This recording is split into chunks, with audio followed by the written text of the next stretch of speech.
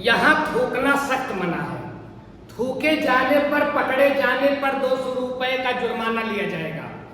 ऐसे ही स्लोगन हम लोग कई प्रतिष्ठान पर लिखा हुआ पाते हैं, अस्पताल में, स्कूल में, थाने में, हर जगह थूकना मना है।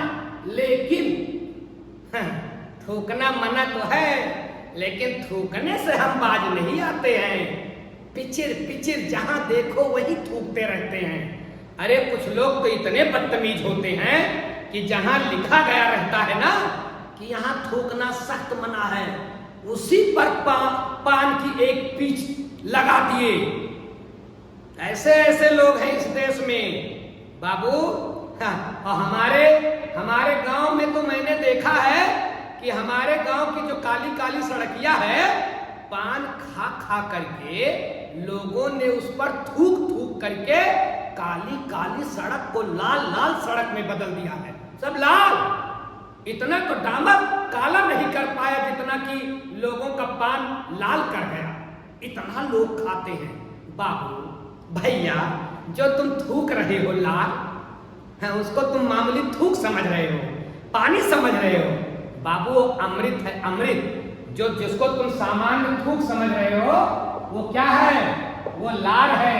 और लार एक प्रकार से अमृत है।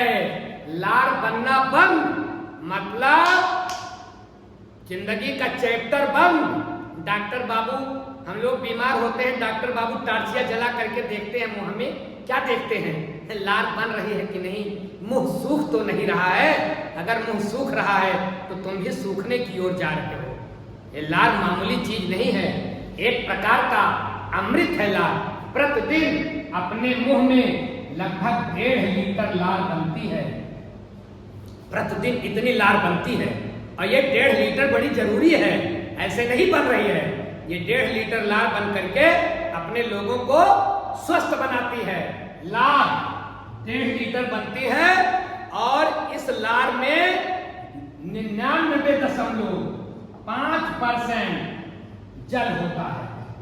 जो आधा % बच रहा है उसी में घुले हुए जरूरी तत्व हैं जो इसको अमृत बनाते हैं।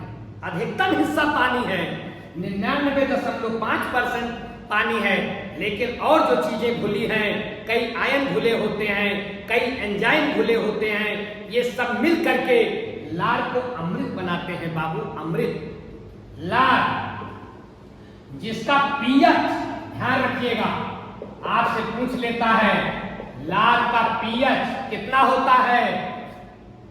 6.8। लार का पीएच 6.8, थोड़ा अम्लीय। 7 पर उदासीन होता है, 7 के नीचे अगर पीएच है तो अम्लीय, और 7 के ऊपर है 14 तक तो क्षारीय। तो ये 7 के नीचे है तो अम्लीय। लार का पीएच 6.8। लार की प्रकृति थोड़ी अम्लीय, ज्यादा नहीं, थोड़ी अम्लीय। लार की प्रकृति अम्लीय। लार बहुत काम करती है, लार ना हो तो स्वाद नहीं मिलेगा। खाना खाओगे जीभ स्वाद नहीं दे पाएगी। लार की मदद से जीभ स्वाद देती है। और लार इतनी संवेदनशील है, लार ग्रंथियां, कि अगर भोजन की सुगंध आ जाती है नाक में तो लार आ जाती है मुंह में।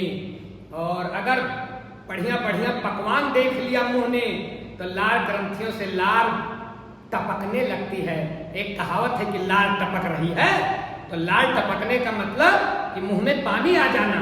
अच्छे अच्छे भोजन देख करके मुंह में पानी आ जाता है, कोई बुरी बात नहीं है, वो अमृत आ रहा है, उससे घबराने की कोई जरूरत नहीं है, कोई बीमारी नहीं है, वो अच्छी आदत है। अब जो भोजन आएगा लार बनने के बाद, लार उसको बढ़िया से मैनेज करेगा। तो लार का पीएच 6.8। अब ध्यान रखें आप, ये जो 1.5 लीटर लार निकल रही है, ये कहां से निकल रही है? तो अपने लोगों के मुंह में लार ग्रंथियां हैं। क्या है? लार ग्रंथ। कितनी लार ग्रंथि है? 3 जोड़ी। कितनी? 3 जोड़ी। 2 लार ग्रंथि, 1 जोड़ी तो जिभिया के निचवा होती है। देखोगे शीशे में तो लगातार छेद से लार बह रही है, लगता है कोई फवारा निकल रहा है धीरे धीरे। तो लार ग्रंथि जीभ के नीचे, उसको बोलते हैं अधोजिह्वा। जीभ के नीचे अधोजिह्वा। दो लार ग्रंथियां दोनों जबड़ों के बगल होती हैं, उनको बोलते हैं अधोहनु। अधोहनु। जीभ के नीचे अधोजिह्वा और कान के दोनों कान के पास इसको बोलते हैं कर्णमूल या पैरोटिड। कान के पास कर्णमूल या पैरोटिड, ये सबसे बड़ी होती है, सबसे बड़ी। याद रखिए, अगर आपसे पूछा जाए कि मनुष्य के मुंह में पाई जाने वाली लार ग्रंथियों में सबसे बड़ी लार ग्रंथि पैरोटिड, और जो अपने लोगों को गलसुआ होता है, गलवा सूज जाता है पूरा, खाने वाले मुंह हम लोग फैला ही नहीं पाते, बुखार आ जाता है। कौन सी बीमारी है? गलसुआ। तो गलसुआ बीमारी में कौन सी ग्रंथ संक्रमित हो जाती है? पैरोटिड या कर्णमूल। गलसुआ बीमारी में कौन सी ग्रंथ संक्रमित हो जाती है? कर्णमूल। अब ये तीनों ग्रंथियां मिलकर के तीन जोड़ी, एक जोड़ी, दो जोड़ी, तीन जोड़ी, तीनों जोड़ी ग्रंथियां मिलकर के 1.5 लीटर, और कुछ और भी ग्रंथियां हैं लेकिन मुख्य यही है, लगभग 1 से 1.5 लीटर लार निकालती है। अब ये लार जो 1 से 1.5 लीटर निकाली जा रही है, इस लार का काम क्या है?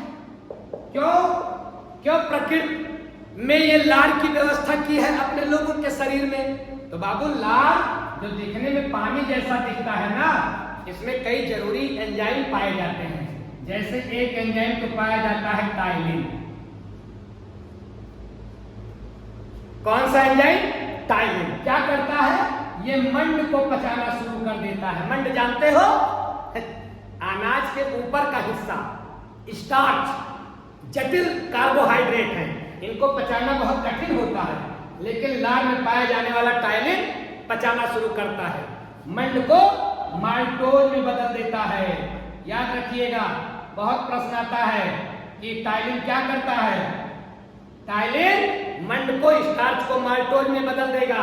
और ध्यान रखिए, एक एंजाइम और पाया जाता है, लाइसोजाइम। याद रखिएगा इसका नाम, लाइसोजाइम। लार में ही पाया जाता है लाइसोजाइम। ये मिस्टर क्या करते हैं? ये खनवा के साथ, हथवा के साथ जो बैक्टीरिया हम लोग खा लेते हैं, जीवाणु, कितना भी हाथ धोइए, 1000-2000 बैक्टीरिया तो चले ही जाएंगे, चाहे जितना मल के धोइए, तो उन बैक्टीरिया को मारने का काम मुंह में ही कौन कर देता है? लाइसोजाइम। जीवाणु नाशी होता है ये लाइसोजाइम। और एक एंजाइम और पाया जाता है, उसको बोलते हैं जिह्वा लाइपेज। कौन सा एंजाइम? जिह्वा लाइपेज। लाइपेज क्या करता है? ये वसा को पचाना शुरू कर देता है।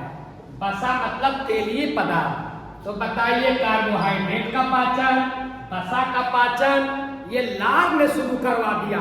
अब लार मामूली है, अगर ये नहीं रहेगी तो कितना झंझट हो जाएगा। और इतने नहीं, ये जो है जीभ के साथ मित्रता करके दांतों की सफाई भी करती है। लार एकदम दांत को चिकन किए रहता है, चमकता। लार का कमाल है, लार मामूली नहीं है, और इसके अंदर बैक्टीरिया को नष्ट करने की भी क्षमता है। अरे ज्यादा बैक्टीरिया नहीं खाना है, नहीं तो सोचो कि चले दिया 4 दिन के खाना खा लीजिए, लाइसोजाइम तो है ये बात है। लाइसोजाइम इतना बैक्टीरिया ना मारेगी तो पूरा बैक्टीरिया बाजार लगा लिया ही मार दे ना बाबू ना, लेकिन थोड़े मोड़े जो बैक्टीरिया होते हैं उनको ये मार देता है। बच्चों में तो खूब निकलता है लाइसोजाइम। का है? बच्चों में लार खूब बनती है, लार खूब बनती है तो लाइसोजाइम खूब होता है। तो बच्चे तो थोड़ा मोड़ा सटापट खा लेते हैं, मट्टी खा लेते हैं, लेकिन ठीक ठाक रहते हैं। क्यों? क्योंकि उनमें लार खूब बनती है और लार में लाइसोजाइम खूब है। तो मुझे लगता है कि अब थूकना बंद, क्योंकि वो थूक नहीं है, वो लार है, और लार मतलब अमृत।